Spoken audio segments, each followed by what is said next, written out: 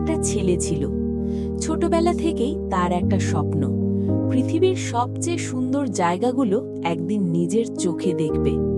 সবাই যখন নিজের জীবন নিয়ে ব্যস্ত, সে তখন একা বসে খুঁজত এই পৃথিবীতে আসলে কত অজানা সৌন্দর্য লুকিয়ে আছে। একদিন সে ঠিক করল, স্বপ্ন শুধু দেখে লাভ নেই, এবার সে নিজেই বের হবে সেই যাত্রায়। তার যাত্রার শুরুতেই সে পৌঁছল নরওয়েতে। রাত নামতেই সে আকাশের দিকে তাকালো, আর যা দেখল তা বিশ্বাস করা কঠিন। আকাশে সবুজ আলো নাচছে, মনে হচ্ছে কেউ আগুন জ্বালিয়ে দিয়েছে আকাশে।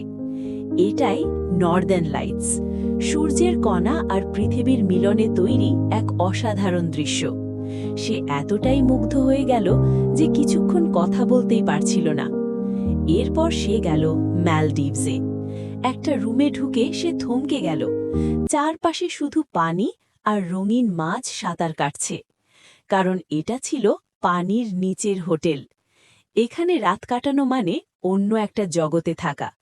সে ভাবতেই পারছিল না পৃথিবীতে এমন জায়গাও আছে। তারপর সে ফিরে এলো নিজের দেশ বাংলাদেশে, আর চলে গেল সাজেক ভ্যালিতে।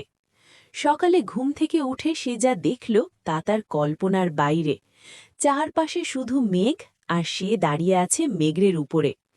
সেই মুহূর্তে সে বুঝল স্বর্গের মতো জায়গা নিজের দেশেও আছে। এরপর তার যাত্রা তাকে নিয়ে গেল সুইজারল্যান্ডে। চারদিকে সবুজ পাহাড়, বরফে ঢাকা চূড়া, মনে হচ্ছিল সে কোনো সিনেমার ভেতরে ঢুকে গেছে। এই জায়গাটা এতটাই নিখুঁত যে চোখ সরানো যায় না।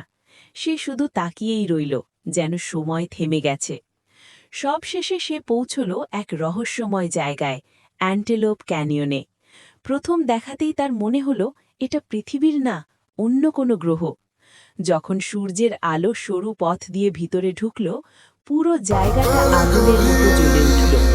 সে চুপ হয়ে গেল, কারণ সে বুঝতেই পারছিল না এটা বাস্তব নাকি স্বপ্ন। পুরো যাত্রা শেষে সে একটা জিনিস বুঝল, পৃথিবীটা আমাদের ভাবনার থেকে অনেক বেশি সুন্দর, শুধু দেখতে জানতে হয়।